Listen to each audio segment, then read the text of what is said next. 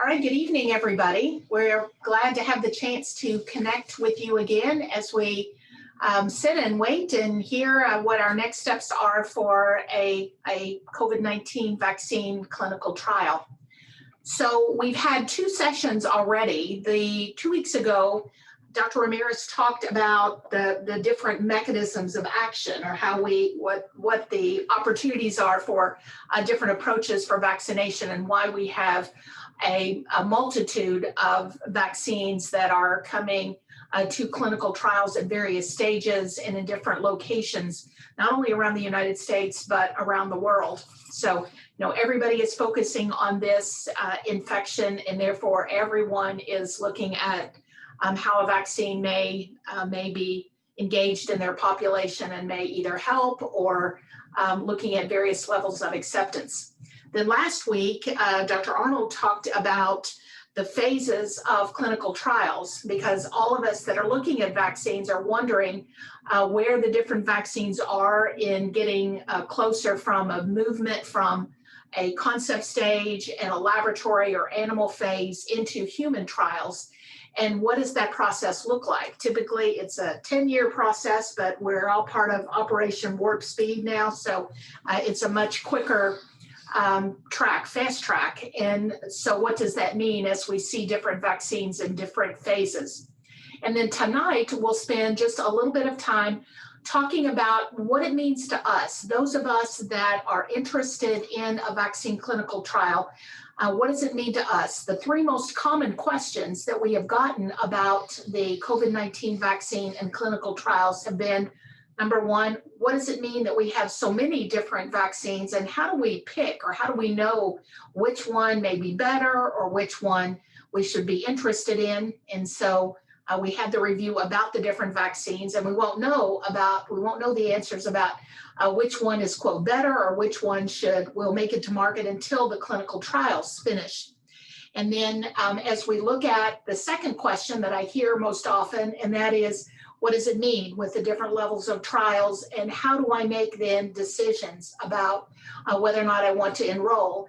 And then the third question is about safety. If I agree to be involved, or if I'm interested in being involved in a clinical trial, how do I know that the vaccine itself won't hurt me? And so that's what I want to focus on a bit tonight. And what does it mean if we are involved in a clinical trial? So I want to start with a healthcare worker. This is a 54-year-old healthcare worker who works in a local facility. So he is involved in patient contact. So his job is frequent in his contact with patients, and many of the patients that he has been around have been diagnosed with COVID-19. Also, some of his coworkers have become ill, and he's watched the impact of COVID-19 infection on their health. And so that has him worried and interested in what he needs to do to protect himself, and is a clinical trial something that he would be interested in. So recently he was made aware of a clinical trial involving a COVID-19 vaccine, and he's considering his enrollment. But he has questions about safety and whether or not the vaccine will cause him harm. So tonight I want to talk about what are some of the questions that he should ask when thinking about a vaccine clinical trial and safety. And then in trying to answer that question, what is some information that he might be able to glean from other vaccine clinical trials and what we have learned about their safety? So I think the biggest issue when we think about taking any vaccine, whether it's part of a clinical trial or whether the vaccine has come to market, is what is the benefit, and how and whether the benefit actually outweighs the risk. And this is the ultimate question that we answer with a vaccine clinical trial. If it works, that's number one, but if it works and it causes harm, then that vaccine will not make it to market, at least not in its present form. So just like we are asking that risk-benefit question, that also is a major question that the pharmaceutical company is trying to ask, and then ultimately the FDA that would provide approval for that vaccine to be administered in the United States. Just as a reminder that the FDA approves all vaccines that are administered in the US. So we do not have, as part of general care, a vaccine that is not approved by the FDA. So in thinking about whether or not we would have a vaccine, the first question that we have is, do we have people in the population who are susceptible and who would benefit from the vaccine? And this becomes a very important question, and is part of what we talk about with clinical trial enrollment. And this is why the information that we have put out in our registry focus on those that work in healthcare. Because if we're going to provide a vaccine clinical trial, the idea is to make sure that those that are at risk of the infection would be those that are involved in the clinical trial, because otherwise, how would we know if the vaccine works? So when we look at some of the considerations that we have in the United States, this is some information from one of the worldometers now that is keeping track of public health reporting of cases. And this is where we are as of today with this information.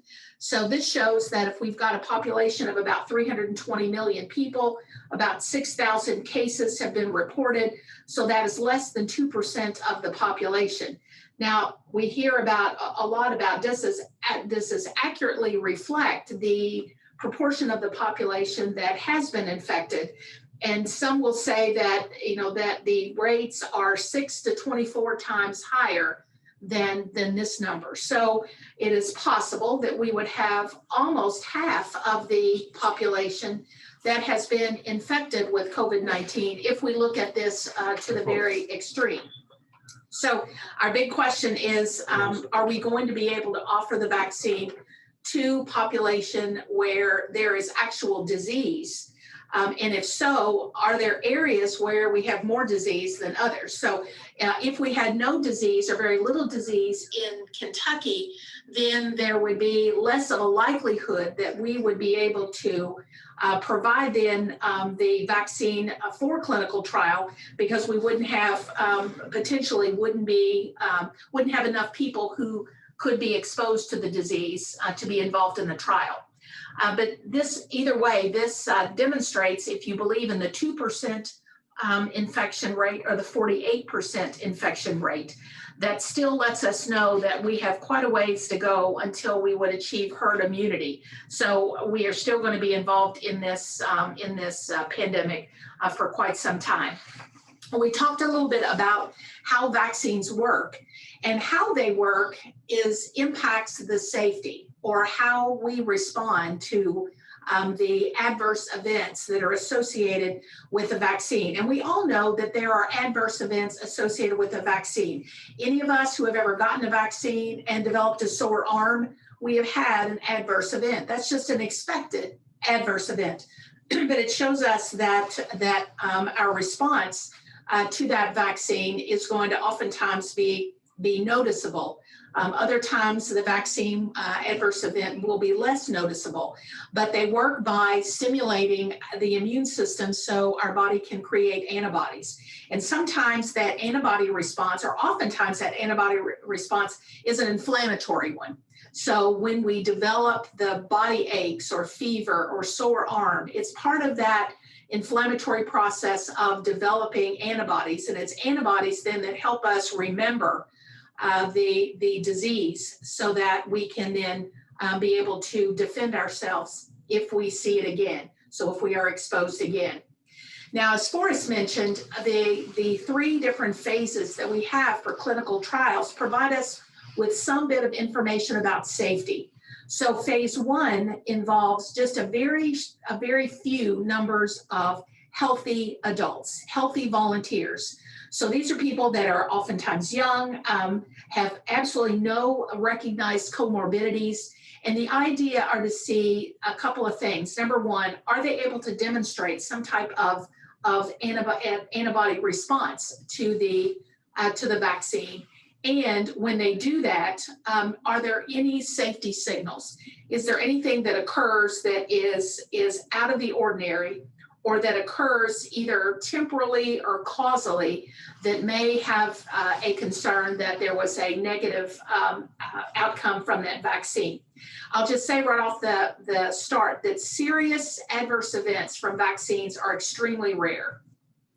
But the idea with the very few healthy volunteers is to make sure that there is no overt safety signal. Once the trial moves to the second phase, the access to the vaccine then is expanded, and oftentimes there will be several hundred volunteers that are involved. These also are healthy volunteers.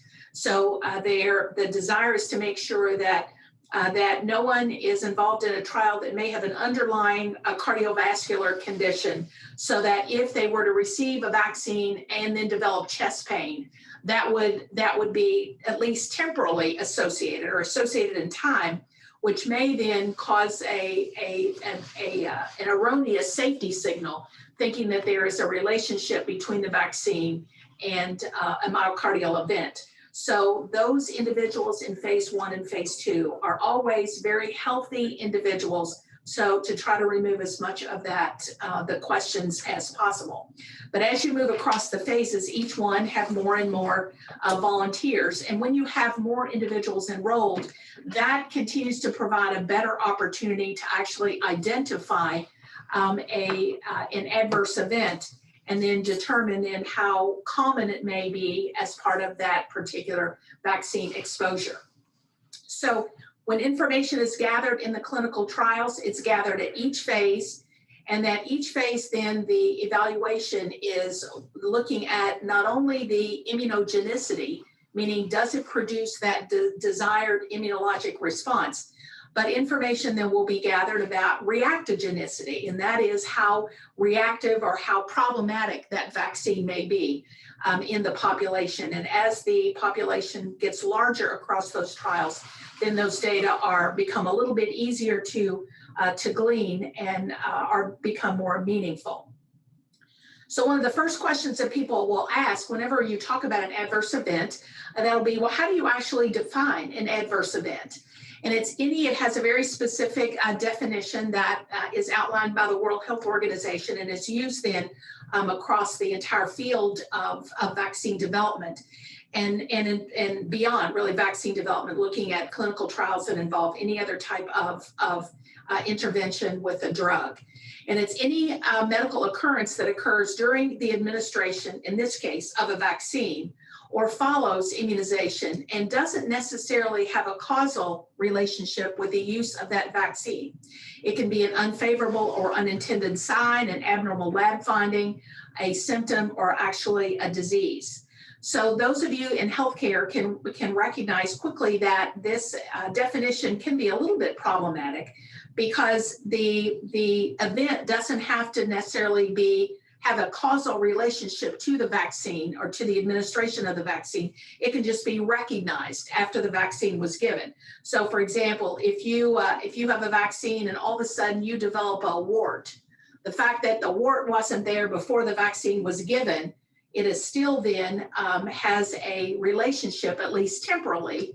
And so then part of the evaluation looking at adverse events could conceivably include that getting this vaccine may be associated with the development of a wart. So that information will all come together and be part of the safety profile of a vaccine as it is brought to market.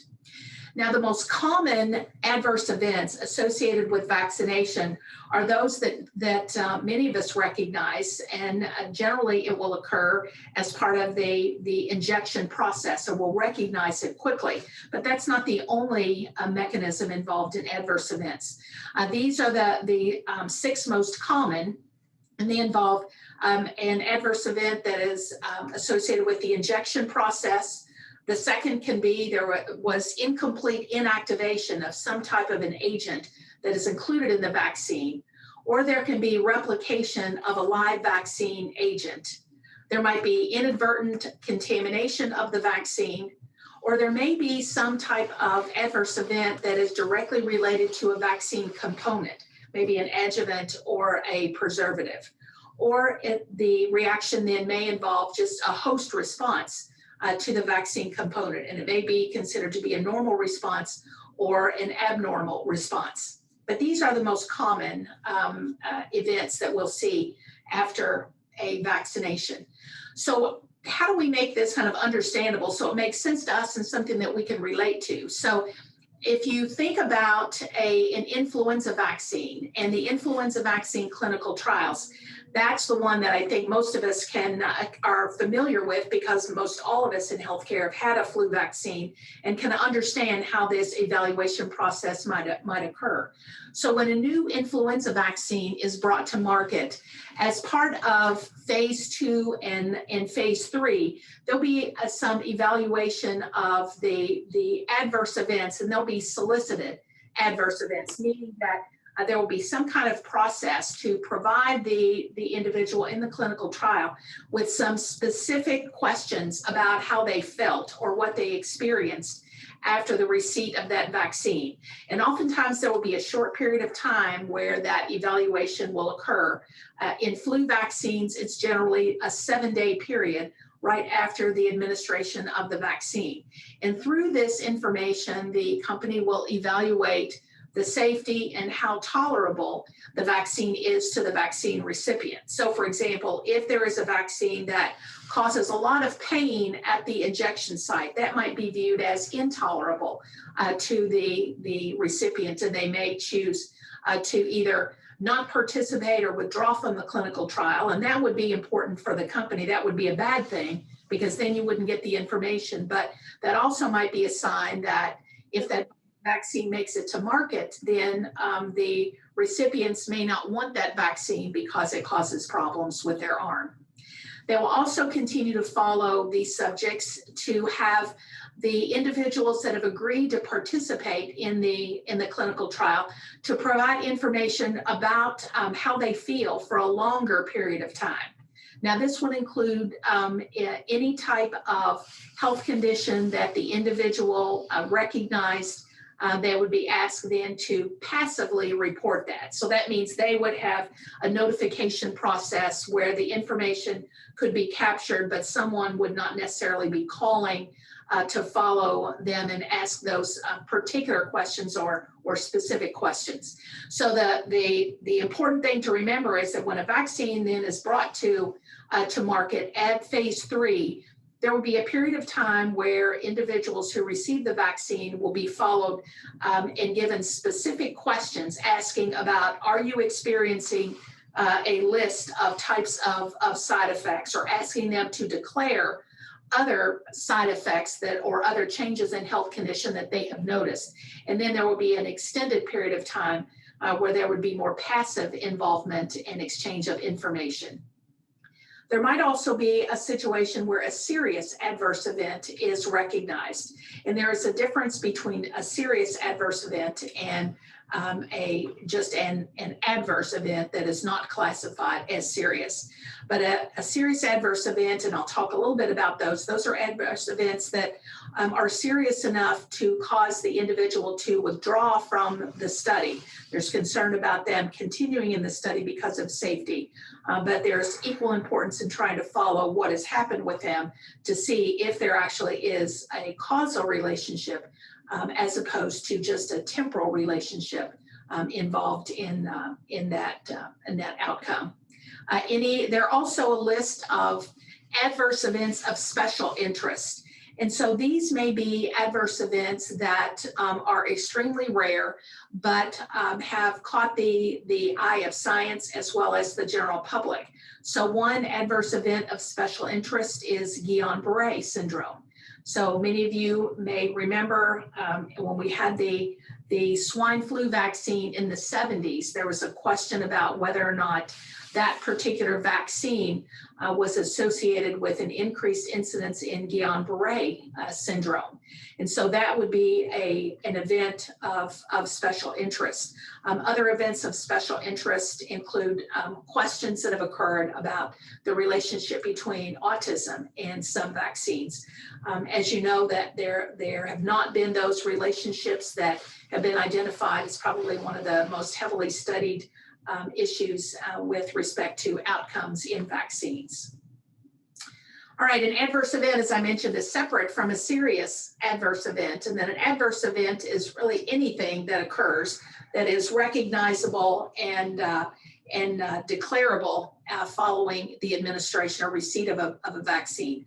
A serious adverse event is anything that of course, is serious. So anything that results in death of the recipient or life-threatening or requires some type of prolonged hospitalization or attention to a long-term disability. This can also involve a vaccine that is given to a woman who subsequently becomes pregnant, and results or the baby that is born after that vaccine has any type of anomaly or birth defect, or just anything that the investigative team judges to be persistent or a related hazard.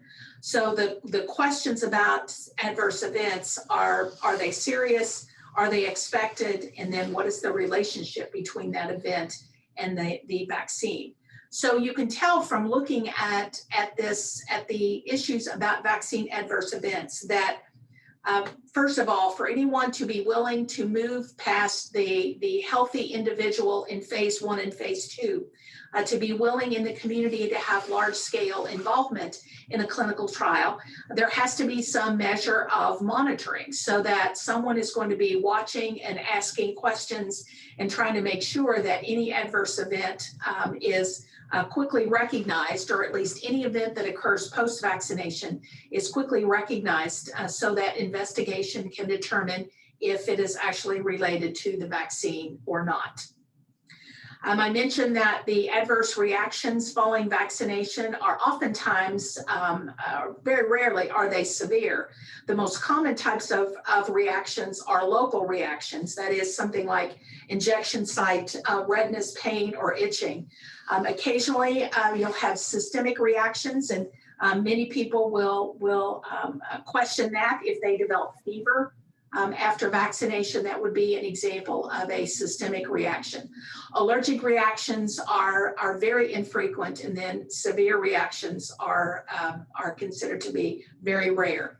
But you can tell that in order to get this information, you have to have a population that is sufficient to be able to make those types of determinations. So the estimates are that in order to identify an event that would occur in 1 out of 10,000 recipients, you would have to have a clinical trial that involved about 60,000 participants, with half of them receiving the vaccine and half receiving the placebo. And of course, that's to make sure that you're looking to see if that event occurs in one group but not the other group. Or if it occurs in both groups, then you have less likelihood that it's involved actually in the vaccine. Again, the most common reactions that you can expect from a vaccine clinical trial have been those that have been described in influenza vaccine clinical trials. And those have been local reactions with pain and swelling at the injection site, and then systemic reactions that are fatigue, myalgia and malaise, headache, and decreased appetite. And these types of reactions are consistently reported and included in the data for influenza vaccines. And in adults, those are the most common vaccines that are administered. So this is why we have then most of the data in these groups.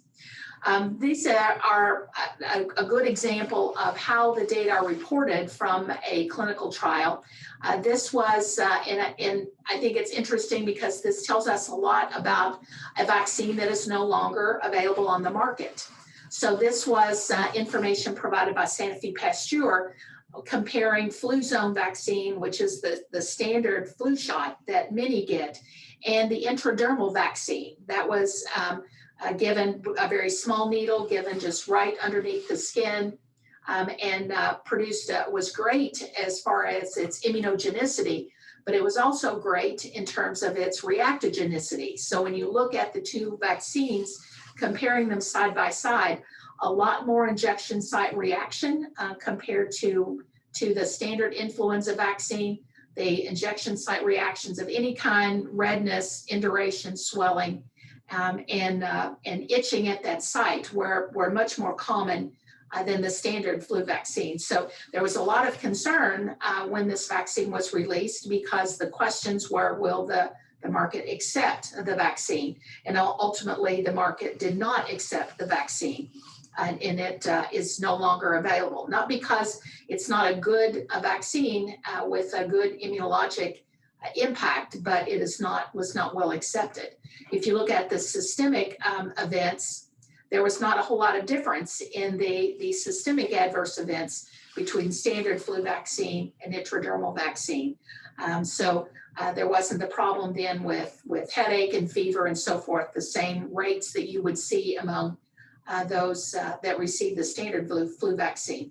But instead it was the reactogenicity. But this is the type of information that is gathered in the solicited information. This usually occurs from giving the vaccine trial participant a diary, whether it's an electronic or a paper diary, but they go home and then every day they will have to make a notation in that diary, and then there'll be telephone calls to follow up. So anyone that is involved in a clinical trial, it's a commitment. So it's a commitment for an extended period of time. Most of the clinical trials and the ones that we've been made aware of, there is at least a 1-year follow-up. So when you are interested in a clinical trial, you need to also be prepared to be called and be engaged for about a year, because information in the short term will need to be gathered about your response to the vaccine. But over the long haul, then the questions will occur about whether or not that vaccine is actually working. So there would be calls to determine if you are experiencing the symptoms. So in this case of a COVID-19 vaccine, you would be followed to see if you begin and have any period of time where you actually are symptomatic, and then you would be tested. Then whether or not you would have received the placebo or the actual COVID vaccine would be part of the analysis that would be done. You would not know because it would be double blinded. So you'd be blinded, we're blinded. At the end of the trial, then the blinding would be released or broken. So you would be told and we would be told at the end, but not during the data analysis portion. Now, after a vaccine has gone through the clinical trial and made it to market, there is a lot of evaluation that occurs. So the evaluation of adverse events doesn't stop at the end of a clinical trial. It continues perpetually. So there are 4 major systems that we have in the United States. One is VAERS, and many of us are probably familiar with that. That's the one where you can report as a vaccine recipient, or your healthcare provider can report any complaints about an adverse event post-vaccination. But there are also 3 other systems that look at analyzing healthcare information. This can be from particular networks like Kaiser Permanente, as well as then the actual evaluation from health insurers and some of the major medical centers working directly with CDC.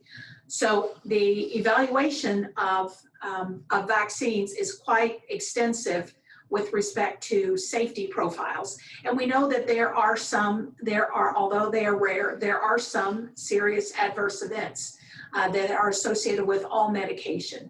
So part of a consenting process would be the revealing of whatever information had been identified during phase 1 and phase 2. And that would be part of the process of making sure that you are completely informed as you begin to enter a clinical trial.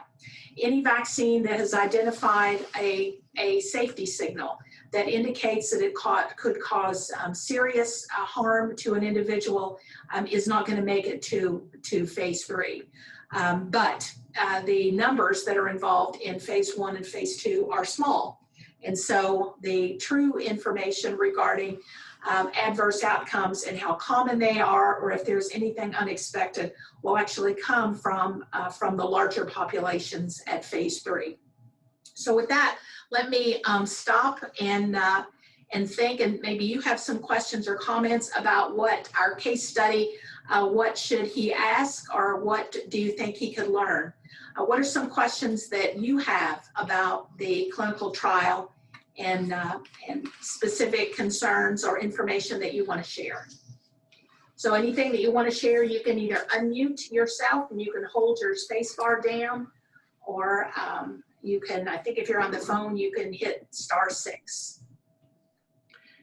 Then essentially, while you type any particular question, our goal with this, as Ruth mentioned, with these 3 series was to just to generate a little bit of a discussion and communication regarding the type of vaccines that are in the market, the timeline of the vaccines, a little bit of the adverse event, and then we can open for comments and questions regarding any aspect, any of the 3 discussions that we have. This was a little bit for us to have an excuse for you to get to know us a little better, for us to get to know you a little better, and to be able to communicate and ask any particular question. Looks like Julie has a question. Yeah, hey Ruth, how are you? So I just had a quick question. Your presentation was great. It triggered me to think about, oh, that's interesting. What if I'm in the placebo arm? I would imagine that there would need to be an agreement on my part to not accept another COVID vaccine during a specific time period if one became available. And I wouldn't know if I'm in the placebo arm. So have you heard any details for any of us that may be enrolled on what that time frame is? For me personally, I would like to receive an active vaccine and have coverage as soon as possible. And so I'm nervous about having to wait for a prolonged period of time after the test vaccine or placebo, whichever arm I'm in. Well, I understand that as happened with any other clinical trial, we will sign if you are enrolled in the clinical trial, you will sign the consent. And essentially, as Ruth mentioned, nobody knows if you are in an active phase or in a placebo. And then the challenge that there was a partial question the other day, because at this moment, one of the challenges that we have for adverse events, as Ruth mentioned, is that these are a lot of new vaccines. This is what we discussed this at the beginning. These are new vaccines. And all the vaccines are going to start, we have in July, August, September, October, in the next 4 or 5 months, probably it's going to be 4 or 5 vaccines that enter phase 3 in the United States.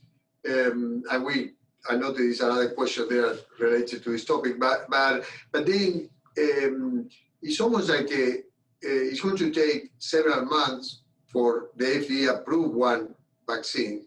And then let's say that I sign up for a vaccine and I'm part of the group, and in 3 or 4 months, the FDA approve one vaccine.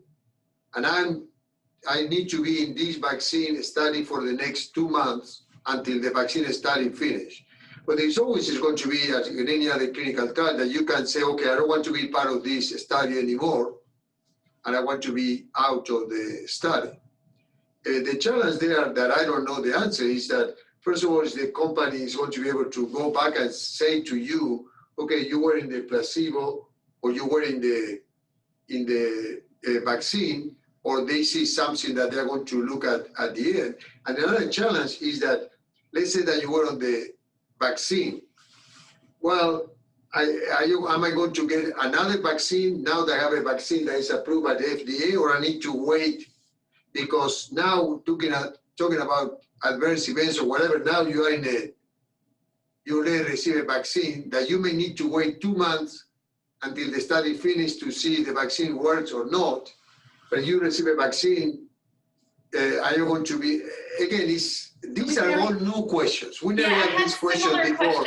Because we never have 5 studies at the same time all over the United States with different people getting enrolled in different, then it's a very good question, but I don't know. Do you have any other consideration? I said, we know at some point that if, for example, a vaccine, this clinical trial is going on and another clinical trial starts, because I think we have one that is already going on. I guess Pfizer is already going on.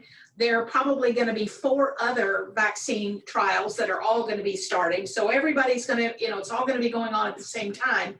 And then if something but it, it takes a little while to actually be able to get any type of reasonable data so you can know, what's the difference in the two groups. But if there is a vaccine that clearly is protective, and there's clear data that it is beneficial, then I think it's reasonable to assume that at that point there would be the breaking of the codes, so an individual would be able to determine, because you would have to be able to have the ability to participate in an effective intervention. That would just be one of the ethical considerations. It's just a matter of how quickly that information will occur, but I think it just shows us there's so much for us to learn and understand about having all of these trials. And then, of course, the importance is we've got to make sure that whoever getting the vaccine is somebody at risk for disease. Because if we give the vaccine to a whole lot of people who are not likely to come in contact with disease, then we won't have any difference in the outcomes in the placebo or the intervention groups. So, there is so much to consider with these at this point. It's amazing. Do you have any comments? Because I have another, as you know, this week, we just have the first documentation of a reinfection in a patient in Korea, I think it was. Then, and this reinfection happened a couple of months after the first infection. And we have data that probably close to 100% of infected people develop some form of antibodies. And this is going to be another thing for these vaccines. Because as Ruth mentioned, the animal phase 1, phase 2, all the vaccines, whenever you inject something of COVID, you are going to develop antibodies. But the question is going to be for how long these antibodies are going to be protected, and there is neutralizing antibodies, immune response, cellular immune response that we discussed, not Forrest, and we discussed the CD4, the CD8. Then the question is going to be, even though, the data will need to be accumulated, because we're going to have 5 different vaccines, and probably, if I have to guess, most of the vaccine, everybody is going to develop antibodies, but how protected they're going to be, the antibodies, and it's going to be a lot to learn. Then I think that probably once you decided, if you decided, there are 2 questions here. Either I decide I want to wait for 5 months until the FDA approves something, or 6 months, if we are optimistic at warp speed, or I want to try to get into a study now, but then probably you are going to prove if this vaccine is effective or not. Everything is going to have risk-benefit. Good. And there's a question there, say that since some of the vaccines are messenger RNA type of vaccine, any hypothesized reaction or adverse effect specific to it. Now, it's interesting because we have not had these nucleic acid vaccines in the past. Then it's nothing that we can say, oh yes, when we use this vaccine 5 years ago for this or that, this is the type of adverse events that we notice. This is why Ruth, looking at the history of adverse events, we look at viruses. Okay, you have influenza, but you don't have COVID, or we don't have RNA or DNA. Then any speculation from RNA or DNA vaccines? We'd like to think it doesn't. The mRNA codes for a protein on the virus that a human doesn't recognize, but a human can develop an antibody for. So why would that cause an adverse reaction? We don't know. And the company doesn't think so because they've gotten this far in making it. And then it seems to spin off some other questions, because then you'd like to know, okay, if it makes antibodies, are they going to work? Mm-hmm. And that's the big question. Yeah, I was talking to a virologist, and I said, "What? So tell me about our immunologist, the messenger RNA." And he's like, "Oh, that won't hurt you. We don't know if it's going to help you, but that's not going to hurt you." I said, okay. I don't know whether to feel confident in that or not. I don't know. Well, just to be on the other side. I mean, but the bottom line is that we don't know. The bottom line is that we don't know. But I would agree. Everybody consider that it's not supposed to hurt. But it's another. And we discussed this before. Anything that we incorporate, nobody expect that is going to be any issue. But it's a nucleic acid. It's supposed to produce the protein that belongs to the virus. It's not supposed to generate nothing unusual. Mm-hmm. But we never inject DNA or RNA from the virus into a lot of humans. Now, the virus arrived, the coronavirus. I have a lot of these messenger RNA, a lot of these DNA, RNA from viruses. We are all constantly getting viruses and bacteria with different DNA and different RNA. Then, as I would agree that the general concept is probably we don't expect anything to happen.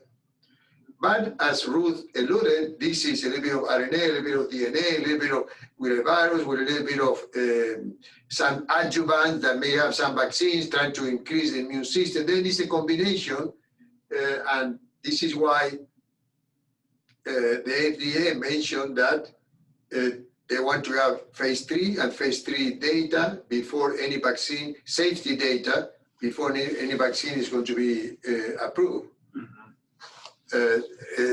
Forrest, I think that you joked last time that you want, I think that you joked that you want a vaccine approved with only phase 1, phase 2, you can travel to Russia and get the vaccine that is approved by Putin, because there is no phase 3 for the Russian vaccine. I think that this is not going to happen here. Yeah, you need to. Right.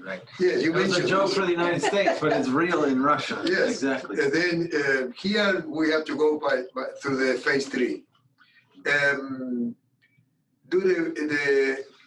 The people want to know, and actually, Ruth, you've spoken to this before about having to come to U of L to get lab work and get the immunization, and to be consistent. I think the answer is yes. You would need to come. Yeah, wherever to the campus. study site is, the idea is protecting the vaccine, because the vaccine is going to be the fragile commodity. So not moving the vaccine around.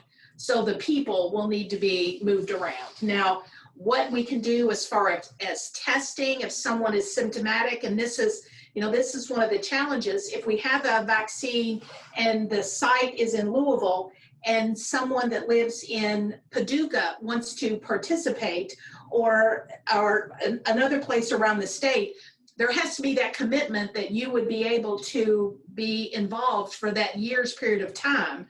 And if you're sick, then that means you would have to be swabbed, and depending upon the elements of the protocol, maybe blood drawn. So it may be difficult, but nothing is certainly impossible. But this, again, we haven't done anything like this before in the United States. So I'm sure that we're going to be figuring out a lot of non-traditional research approaches to make sure that we can maintain people in studies for a long period of time. So there's nothing that says you can't be. I understand, because in traditional times, when you're doing a vaccine, you may get 3, 4 sites, 7 sites in a place, but in this time, understand that the government that is putting a lot of money in these vaccine trials, they want to have a wide distribution of places and sites. Then I'm sure that as these vaccines get rolled through the country, there's going to be a lot of sites across the country. But at the same time, yes, you have to get the vaccine, you have to go to a particular site that there are, it may be that the site is closer to your place. Now, I know that there are some companies, there was a discussion that they want to have trailers, or they have to have things that they go to places and they just, go a place and have mobiles. In the same way that for cancer screening or no, you see the bus coming and Your mammography van. yes, your mammography, Vaccination vans. then I'm sure it's going to be a lot of these things that are going to happen across the country that is the people are trying to be very creative in this idea. Then at this moment, it may be that the vaccine vans arrive to your place and you just get vaccinated. Similar to what happened with the BCG and the tuberculosis, and you have these mobile things that go and look for the person. Well, we don't know, we really don't know, although we've had a wonderful group of healthcare workers that are interested in the clinical trials. When these are people that have said, yes, we're interested in learning more. We don't really know how many people would be willing to be enrolled, because all of this information, all the questions that you've asked, how difficult is it? How safe is it? What does the involvement over a year mean to me? What are the questions or decisions that I need to make? We don't really know what the actual acceptance is going to be on the part of healthcare workers. So they may need mobile vans that will go everywhere just to be able to enroll enough individuals to be able to get to that number for reasonable data. There's a question, if reinfection occurs, are there just people who just tolerate virus better than most? If so, how do we identify? Then what do we think that reinfection may occur? Just as a general question. I mean, right now, the CDC has kind of made that arbitrary 90 days, right? That if you've been infected in the last 90 days and you have, symptoms, rule out everything else. And if you still can't rule out anything else, then go to somebody like you to help determine if it could be reinfection. But, it's the craziness that we see with testing and the testing results and, residual RNA you can find on tests long after symptoms have resolved. There's so much we don't know about this that I think you need a Ouija board. My Ouija board that I have that helps me forecast the future. Because as Ruth mentioned, we know that the virus in some individuals may persist in the oropharynx. Then the question is, you were feeling poorly and now all of a sudden you feel poorly again. Let's assume that you feel poorly now because you have influenza, because you have another virus, you have an adenovirus. And then someone do a swab, a PCR, and you still have the COVID, but really it's not a new COVID, it's the same COVID that the virus remains there. Understand that what they did and this has been a challenge, because then the question is the same virus from the prior infection, or usually when we have a viral infection, we have the virus goes up and then the virus disappears. It seems to be that in some of us, COVID tend to remain there.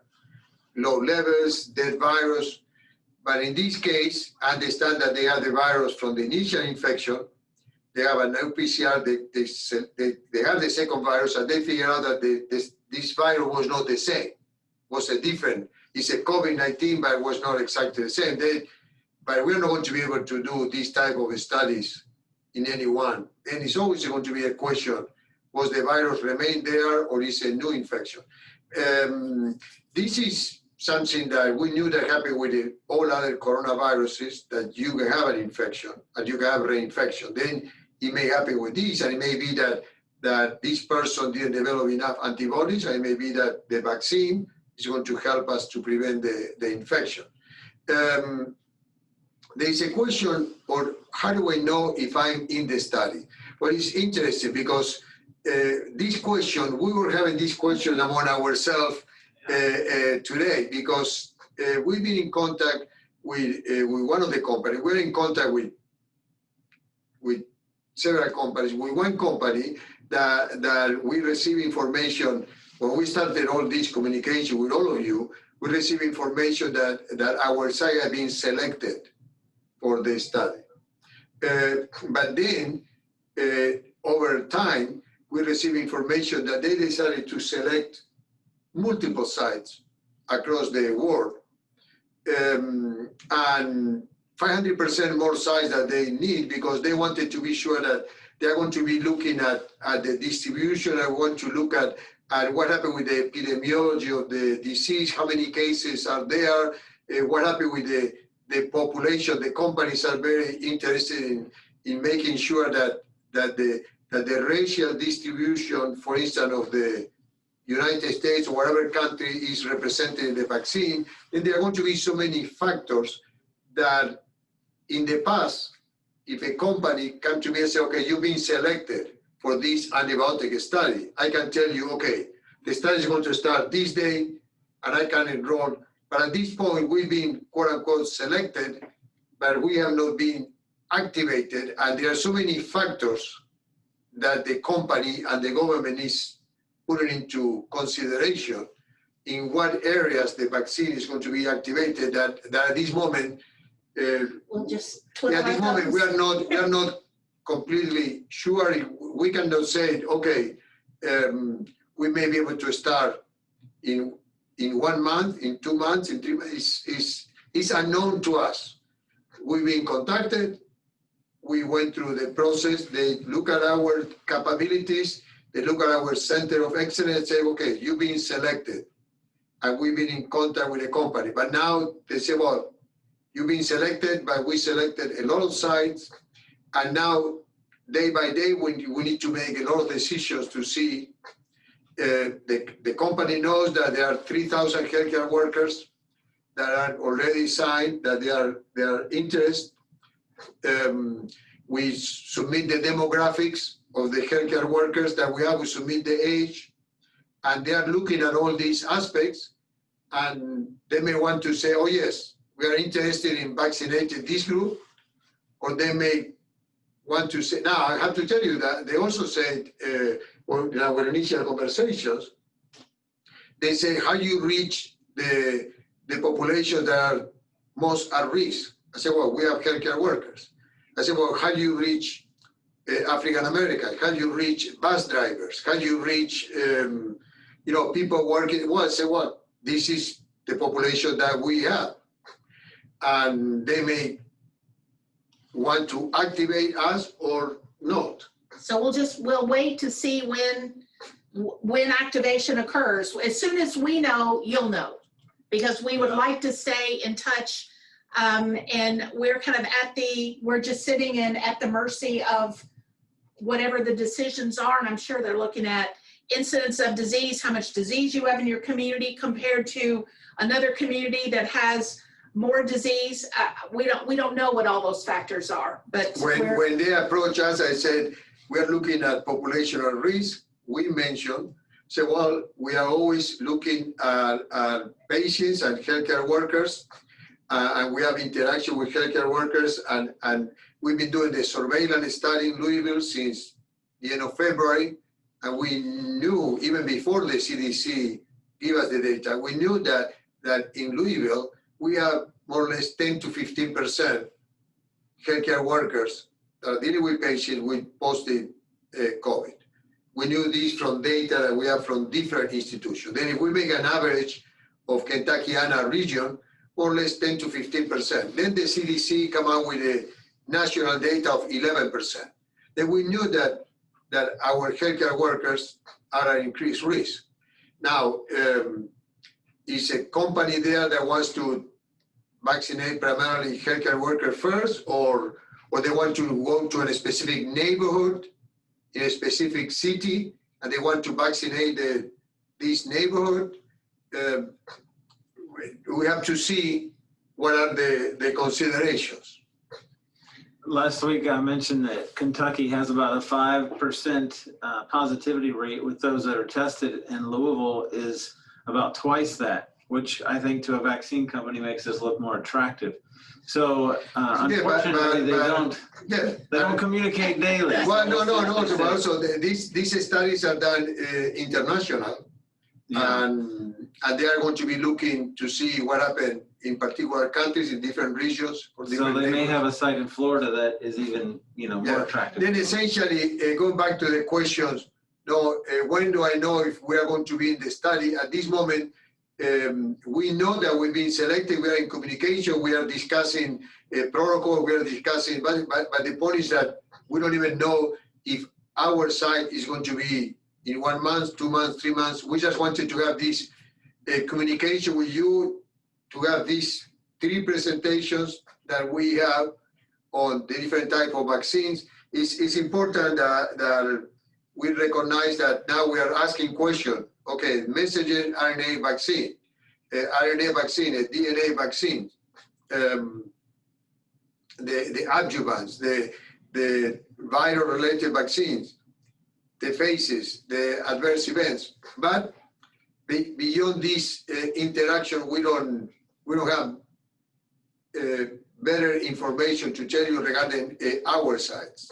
Now, sites, we keep talking to people across the United States, and sites are appearing at different areas for different groups, for different vaccines.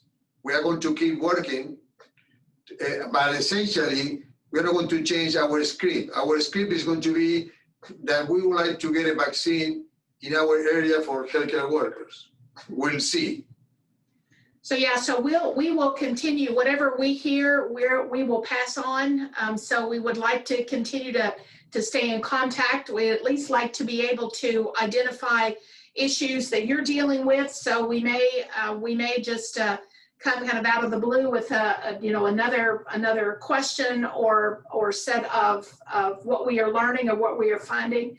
But we want to make sure that we keep the healthcare community well involved in what is happening with COVID-19, because we're seeing the impact in the healthcare worker population. So whenever we hear anything, we're going to pass that on. Whenever we hear the activation, I'm sure we'll have some measure of time. But no, then essentially, Ruth mentioned anything that happened with from our perspective here from the University of Louisville.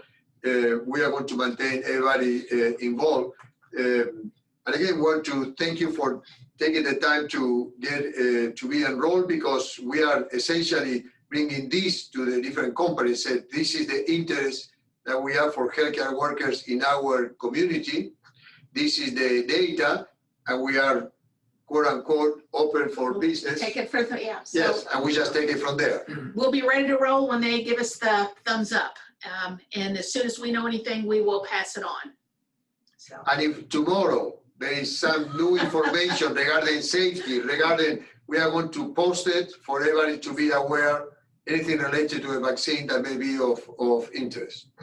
It's going to be 5 o'clock. We decided that every time we're going to start at 4 and we're going to finish at 5 to be sure that we are consistent. Any other, if there is no other pressing questions, again, we want to thank you for your engagement, and we definitely are going to keep be in touch. We are going to keep in contact. All right.